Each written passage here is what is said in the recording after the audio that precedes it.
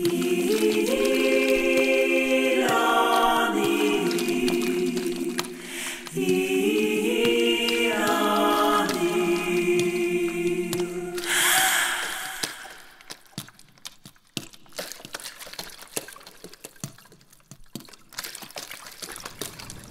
n'arrive pas à identifier ce qui me pousse vraiment à écrire. J'évoquerai l'enfance, mais les influences, je peux parler des gens que j'ai aimé lire, qui ont été les premiers à me toucher.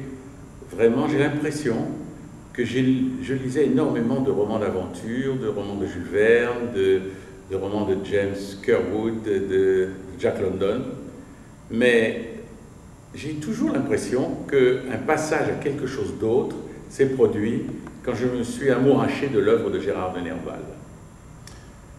J'avais l'impression que j'étais déjà capable d'envisager ce qu'était que ce souvenir quand on est vieux, alors que j'étais jeune. Je suis né vieux. Et il y avait toujours une dimension du souvenir qui était considérable, il y avait toujours quelque chose de perdu. Donc je parle de Gérard de Nerval, de tous ses romans d'aventure et de mer.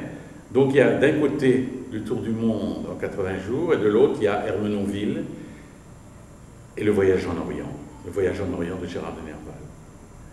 Sylvie, Mes châteaux de Bohème, Mes petits châteaux de Bohème de Gérard de Nerval.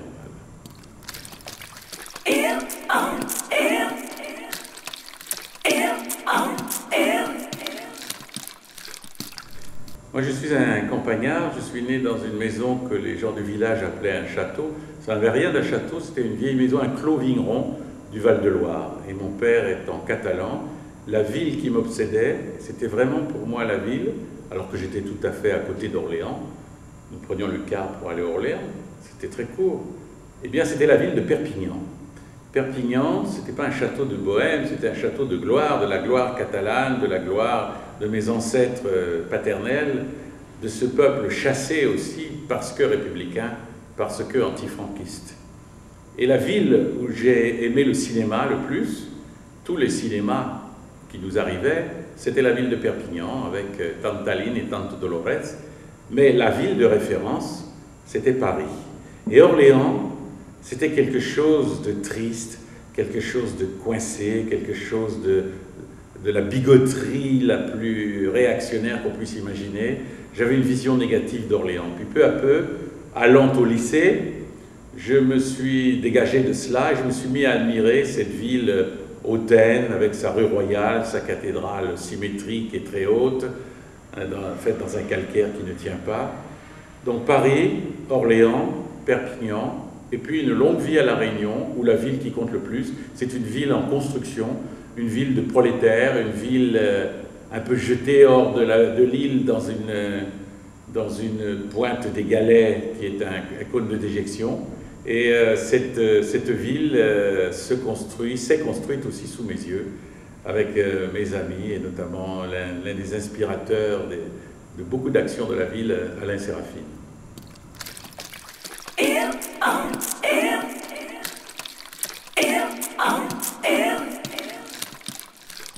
Mon cadre familial était celui d'une maison à la campagne, dans le Val-de-Loire, avec l'omniprésence d'un grand-père paternel, décorateur de théâtre et peintre plutôt impressionniste, peintre des pêcheurs de Loire.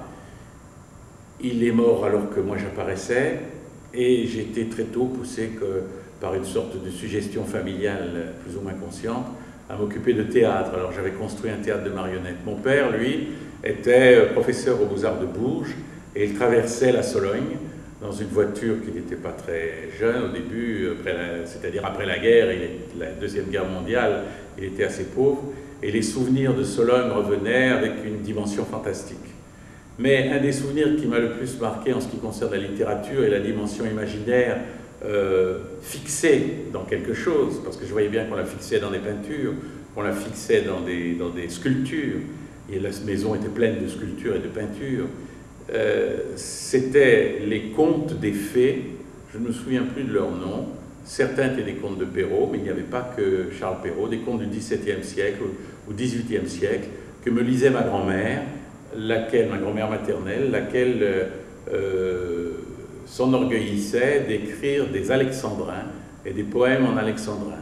Et je n'étais pas vraiment convaincu, j'étais plus fasciné par elle et par son adulation de la poésie versifiée que de ses poèmes. Mais les contes et la dimension qu'elle donnait, le cérémonial qu'elle donnait à la lecture de ses contes, m'a toujours frappé. Je pense que c'est la même chose pour ma sœur Inès et mon frère Raymond.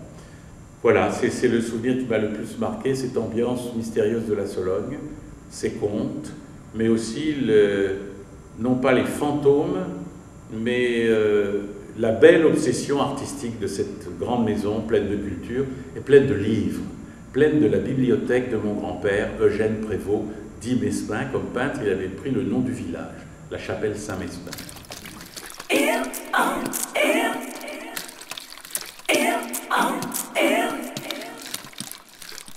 Moi, je ne dis jamais mon œuvre.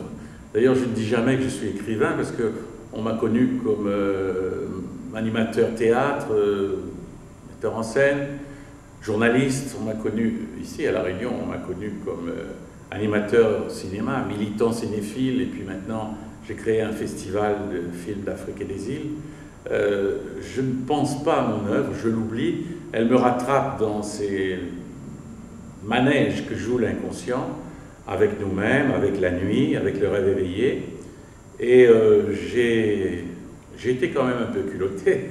C'est-à-dire que j'ai publié des œuvres inachevées, j'ai publié des sortes de livres à l'essai, mais je ne les publiais pas seulement pour moi. Je pensais qu'il y avait une espèce de grouillement de créativité réunionnaise qui n'arrivait pas du tout à sortir, et j'ai trouvé des complices pour cela, Firmin Lacpacia, Alain Séraphine, et nous avons fabriqué des livres à la main, avec parfois des illustrations en couleur faites en sérigraphie. Mais j'ai publié un texte, qui était le texte de mon arrivée dans l'île, qui s'est fait dans des conditions un peu étranges, mais à la suite de la nomination par un stage d'action culturelle. Et ce livre s'appelle « L'île aux 1000 morts d'hommes ». Il y avait d'ailleurs un jeu de mots, c'était écrit de manière un peu bizarre, peut-être par couardise, parce que ça pouvait être Norodom ou Morodom. Je crois que, pour ceux qui ne savent pas, DOM, puisque ça existe encore, c'est une appellation spéciale à la France. Ce ne sont pas des dominiums, comme disent les Anglais, ce sont des départements d'outre-mer, sorte d'entité que les anglo-saxons ne comprennent pas, et quand ils en parlent, ils disent French Colony. Donc voilà, il y a eu l'île aux 1000 Norodom, sous un nom d'emprunt, un peu fabriqué laborieusement, c'était Cléo Légérie. C'était l'anagramme, je ne sais pas si on dit anagramme, le mélange des lettres de Gilly créole. Gilly créole mélangé, ça faisait Cléo Légérie. J'ai réutilisé le Cléo après pour m'inventer une partenaire dans un journalisme culturel qui a duré quelques années.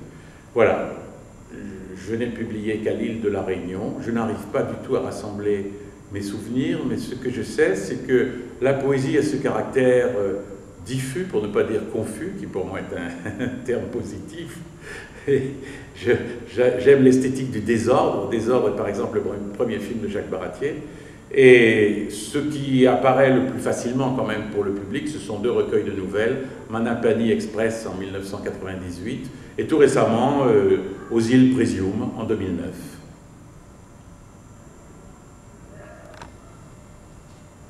Alors Aux îles Présium, c'est un ensemble de textes que j'ai appelé presque nouvelles. Ça fait sourire. Moi, ça ne me fait pas tellement sourire parce que j'ai l'impression d'avoir une espèce d'incapacité d'imaginer des choses parce que tout a été dit, tout a été écrit. J'ai l'impression toujours d'entrer dans des espèces de codages. Je ne sais pas si c'est Borges qui a dit, Jorge Luis Borges, je ne sais pas si on prononce comme ça en Argentine, qui aurait dit, parler c'est tomber dans la tautologie, mais transposer, écrire c'est tomber dans le déjà écrit.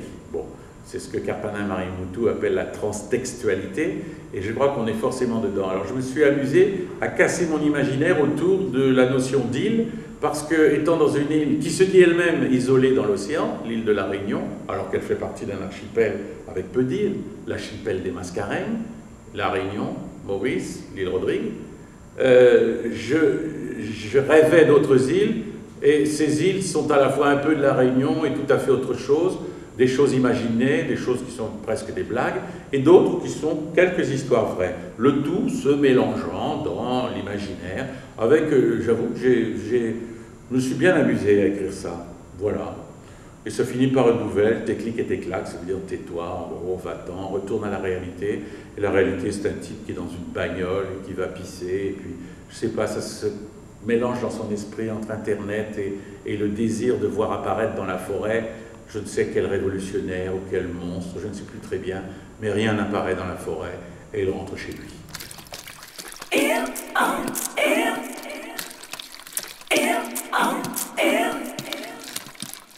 Est-ce que je me sens insulaire? J'ai lu autrefois un livre où quelqu'un racontait une nouvelle vie, ce n'était pas une deuxième vie, l'île de la survie.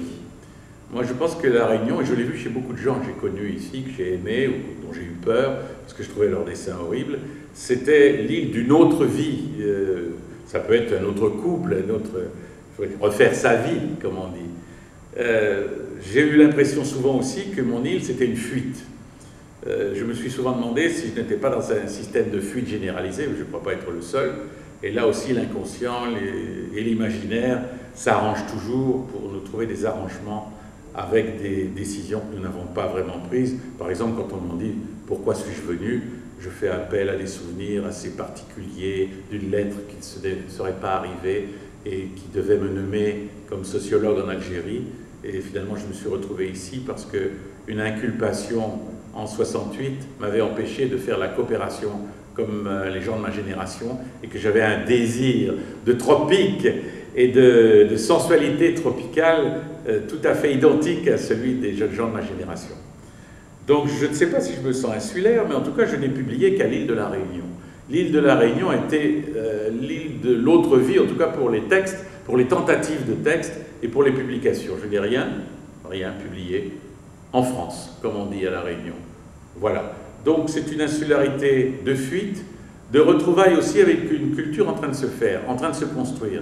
Et j'ai eu la joie en 35 ans de participer à ce mouvement culturel tout en restant moi-même dans mon errance personnelle, ce qu'acceptaient complètement mes amis, mes dalons, comme on dit à la Réunion, et aussi bien Claire Carme, Jean Albany, Alain Peters, Daniel Roland-Roche, Carpana Marimoutou, Anne Chenet et Jean-Henri Azéma, Alain Lorraine. J'ai eu la chance de connaître tous les écrivains. J'ai même été imposture pure, président de l'association des écrivains réunionnais, mais il y en avait une autre, qu'on se rassure.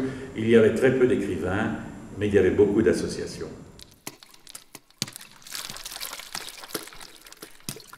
Yeah.